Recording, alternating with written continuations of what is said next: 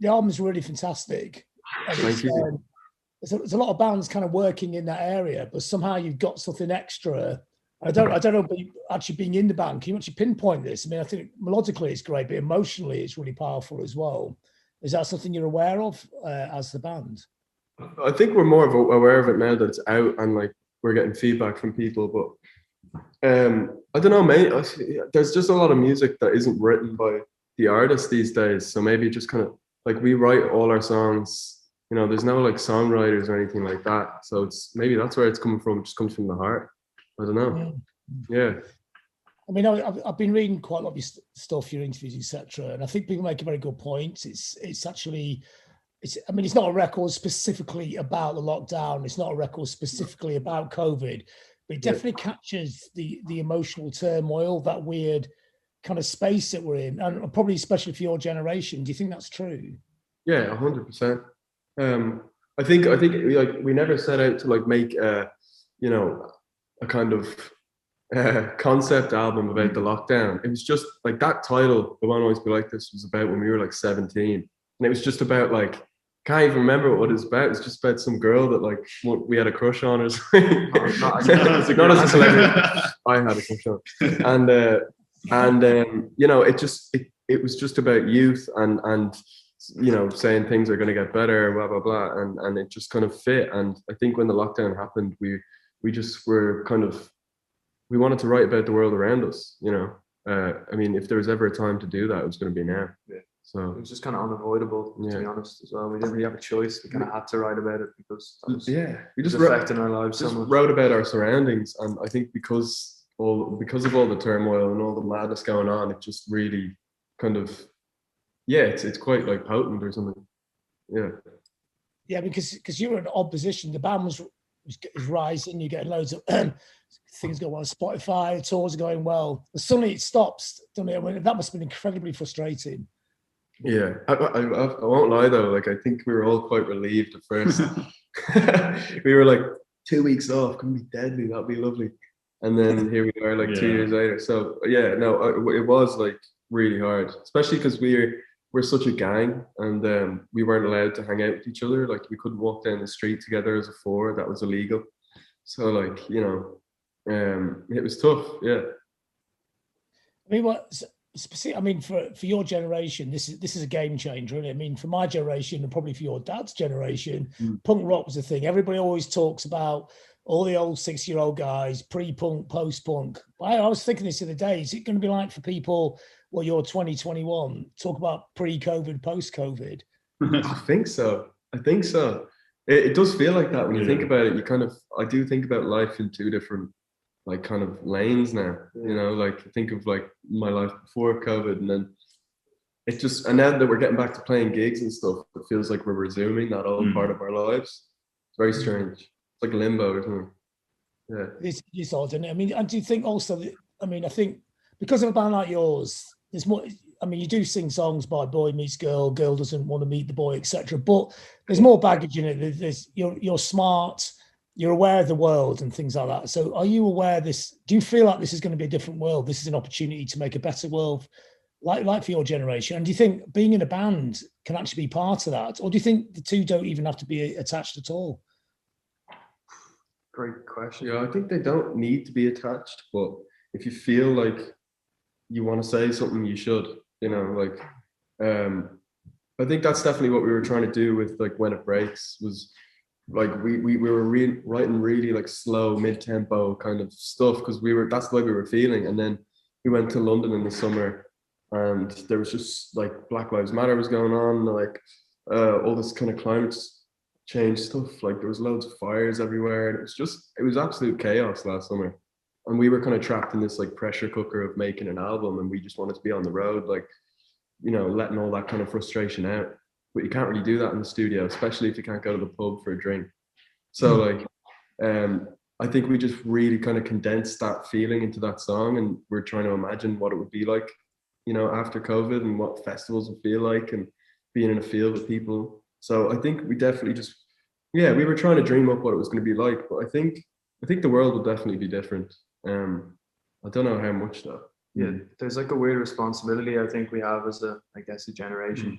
for us, like when we've been writing music throughout the years, it's always been to get away from something. Whether it's been like when we were kids, it was just to get away from school and schoolwork, and then maybe parents. Yeah.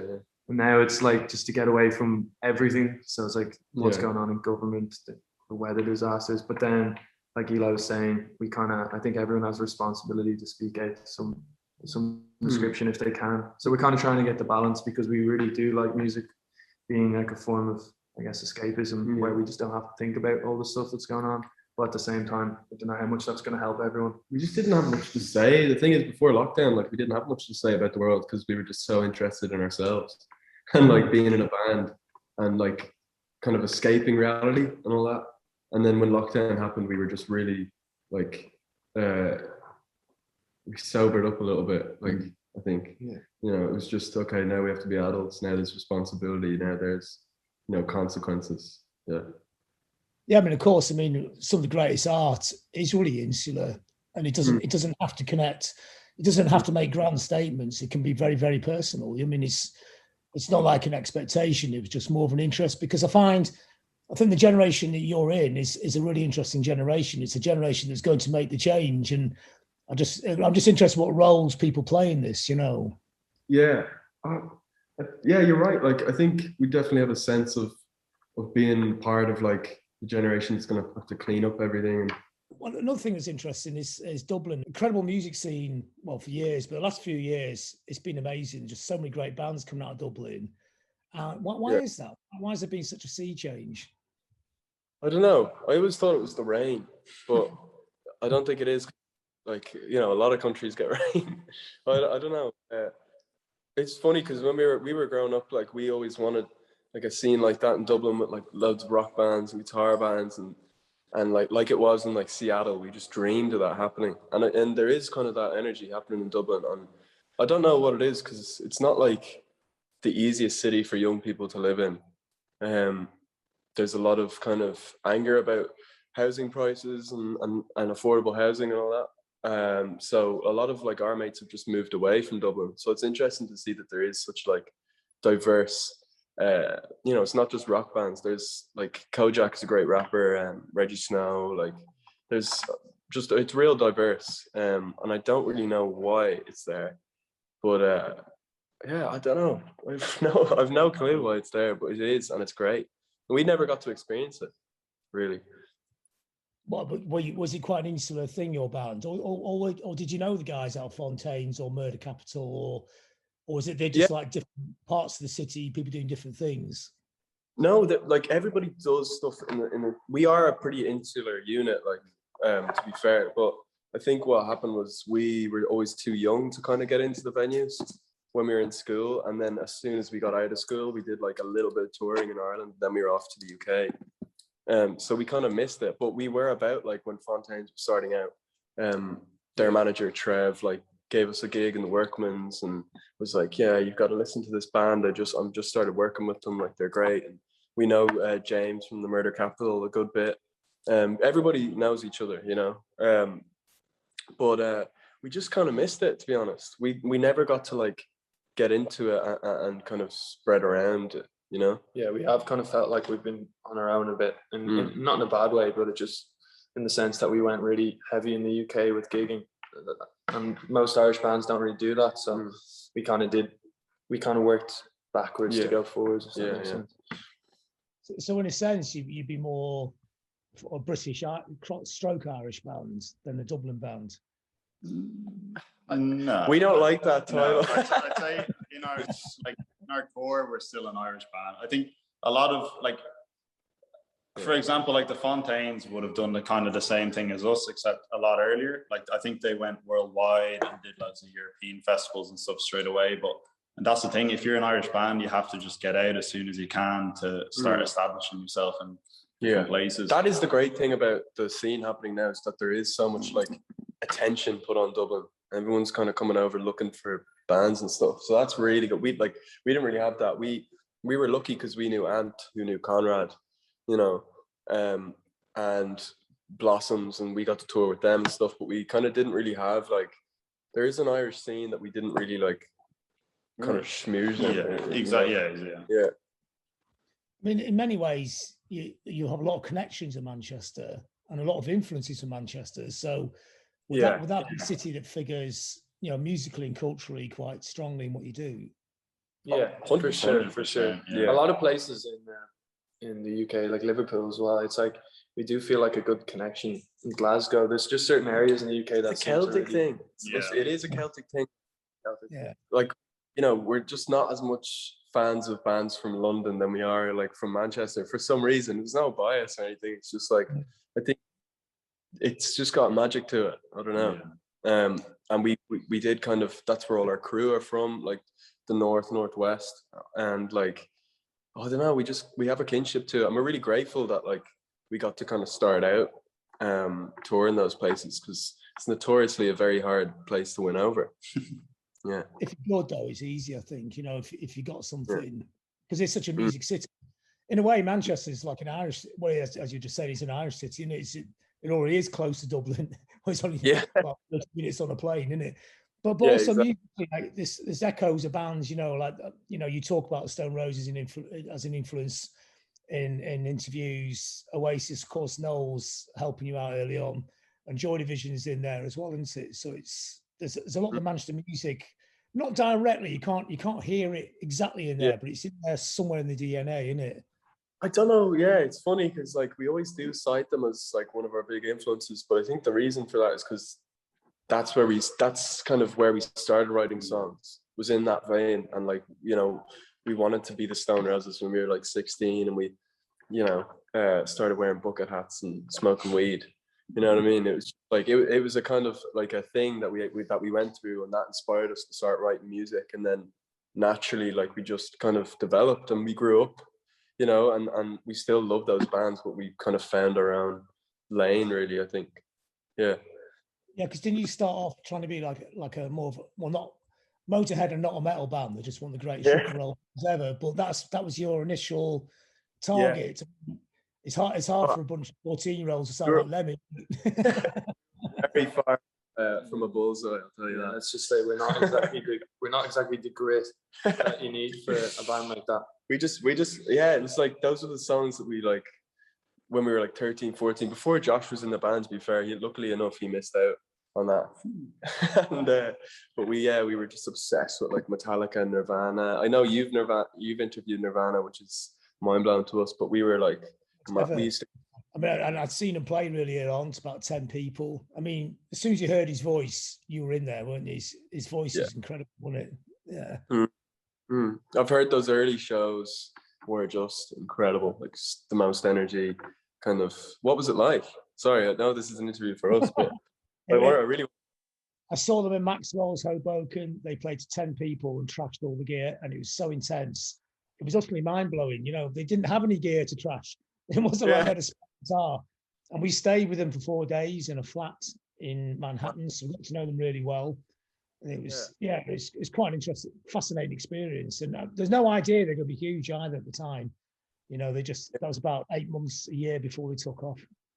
They were just a brilliant band. Yeah. Amazing. It's great that they were nice then. Yeah. So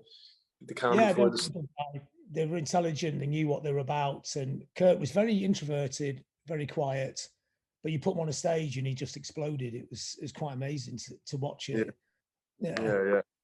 Amazing. But you've got a great voice as well. I mean, obviously there are echoes of your dad's voice in there, but you made it your own as well, which is difficult. So was singing? You weren't even originally the singer in the band either, were you? No, I wasn't. I wasn't even the original singer. Yeah. But, you started singing. I think we just needed a singer. A few years after the band. It was weird. Like, no, one day you just wanted to be the singer. I think you just stepped up. Yeah. I think that's what it takes sometimes. Yeah. I couldn't sing though. You couldn't sing for a while. Yeah. Honestly, we just hammered it until I could sing. Practice. There were many years where I couldn't sing.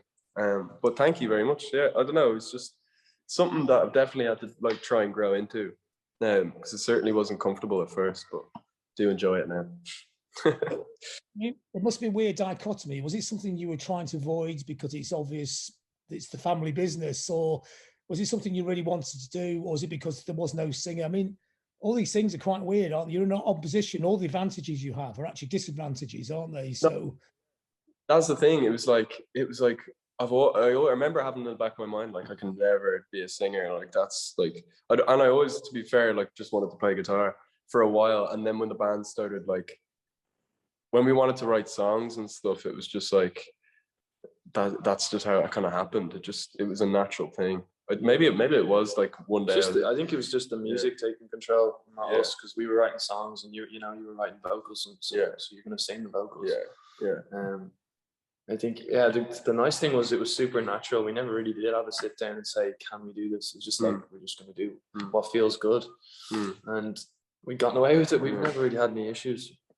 I mean, one of the things I like about the music, I mean, the vocals are important, but it's very much like in the traditional post-punk where every instrument is playing lead. You know, the bass is really up in the mix, the guitar line fantastic, the drums play really interesting rhythms. It's not just a voice and a backing band. It's not that at all. It's four things, you know, going on at one same time. And is that something you wanted it to be like, or is that just four strong personalities, a classic band as a gang thing?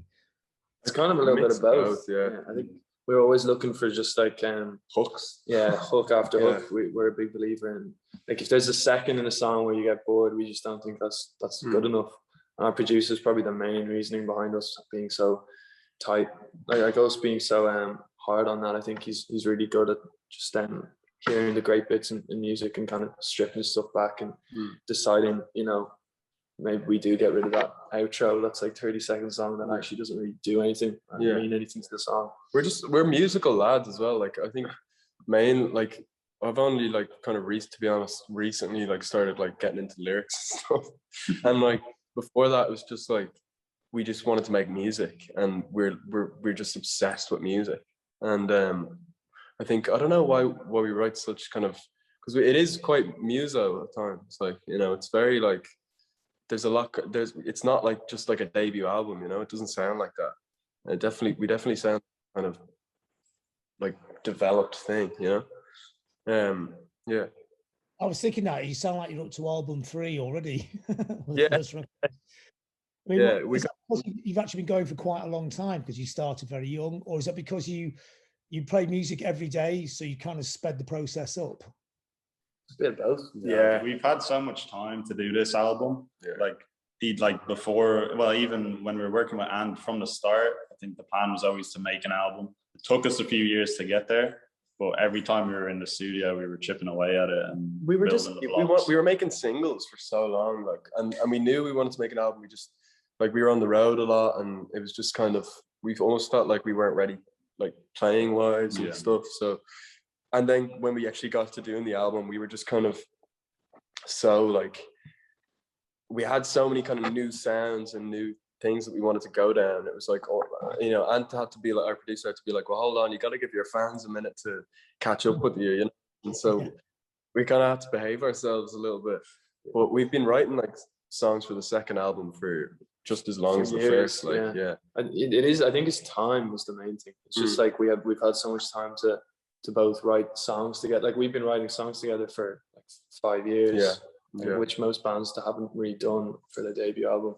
I think that just helped us. It's just been a massive advantage, just because we just know how we all work, and we've also had time to just listen to loads of different bands, and our influences have gone every direction that they possibly can. So I guess it's like kind of having more time to study for an exam or something. I mean, there may be a lot of influences, but they do fit together into a specific sound, isn't it? It's not, you know, it's not like the token folk song, the token this song, the token that song. It's actually a composite whole, isn't it? And is that something, you got the discipline to make that happen? I think we just hoped that would happen, to be honest. That's always the attitude with us. It's like, we'll just see if it works at the end. Yeah.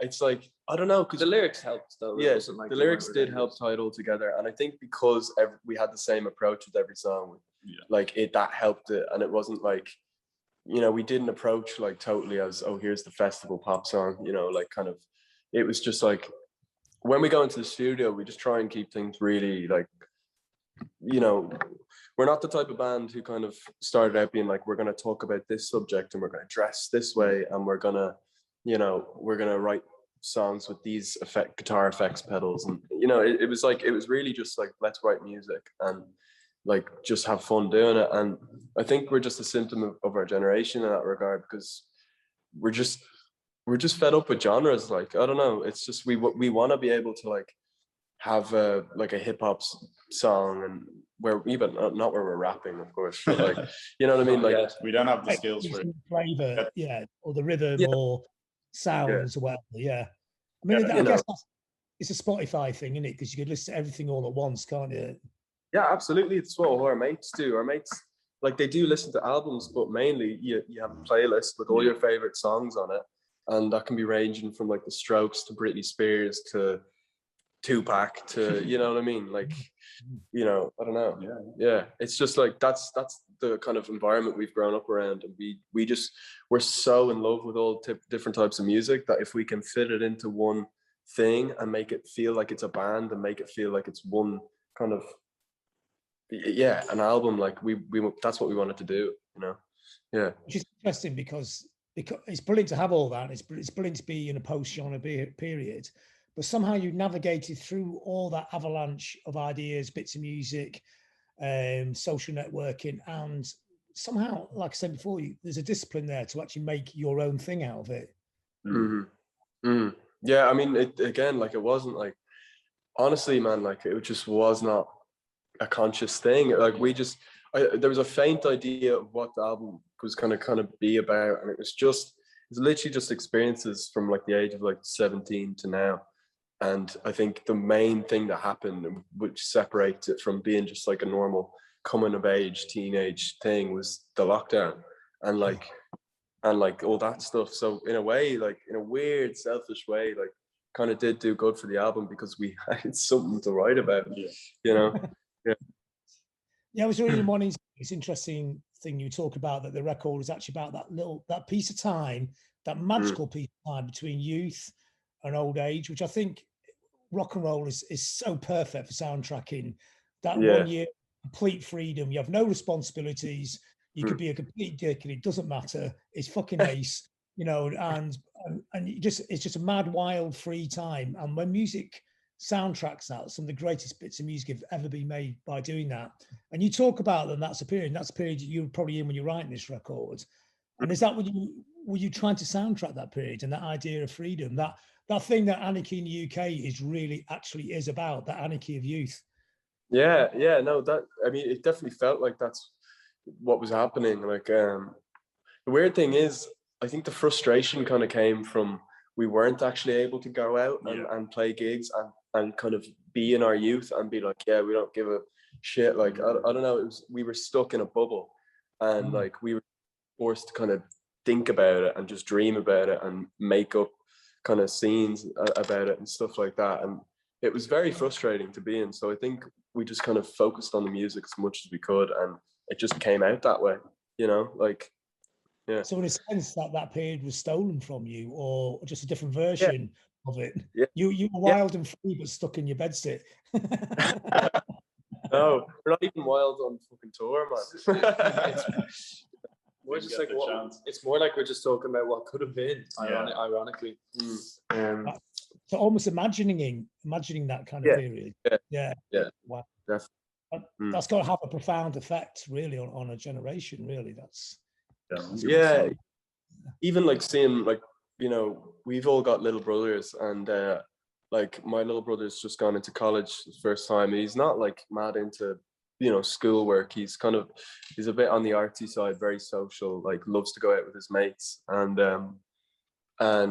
he's just been stuck in like online courses like the last year, and he's just not into it. And it's real sad, because he may go to his entire college life and not meet people and just be on the fucking end of a screen.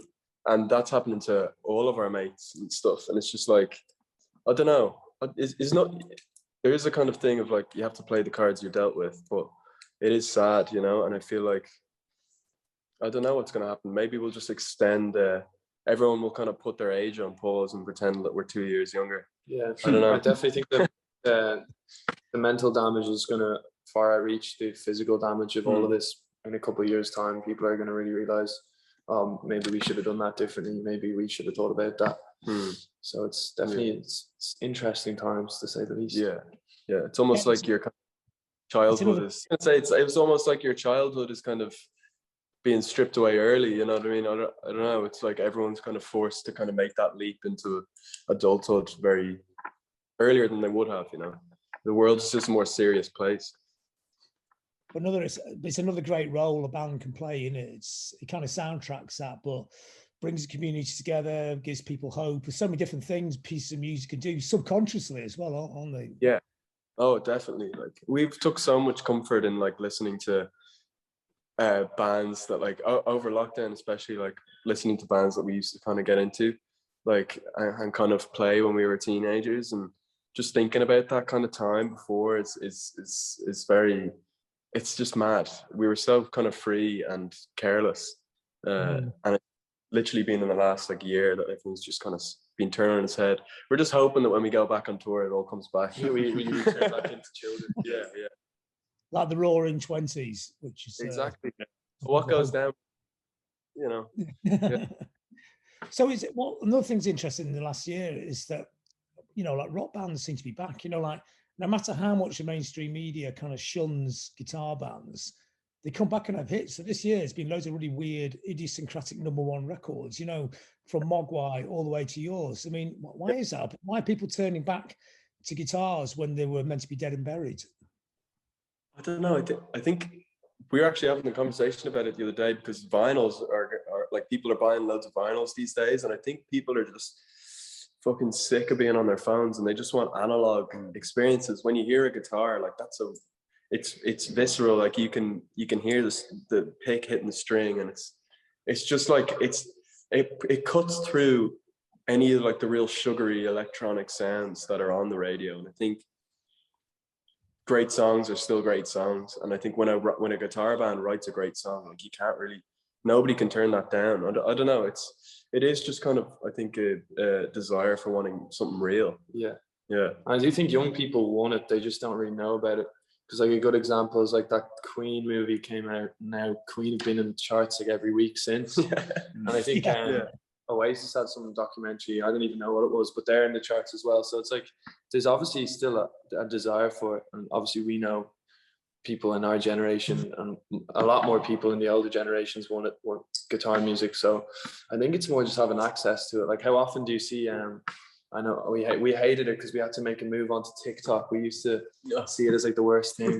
Now we've realized we can kind of make it our own thing if we want to. But like how often do you see a guitar band on that? Very rarely. And they're all kids. It's just run by kids, that thing. So I think it's people just have to be made more aware. Even with your man like Kenny Hoopla in the States, like it's connecting with kids for some reason. Like I remember we were really into Shane when we were like 18, and we went to see them in Dublin, and like new guitar band. We were real excited. We didn't know what the crowd was going to be like, and to be fair, it was like a bunch of like old lads, you know what I mean, like kind of in there, and we were like the only kids, and we had a great time. Came back 3 months later and played a slightly bigger venue, and it was packed with kids, and it just blew our mind seeing that. And I don't know.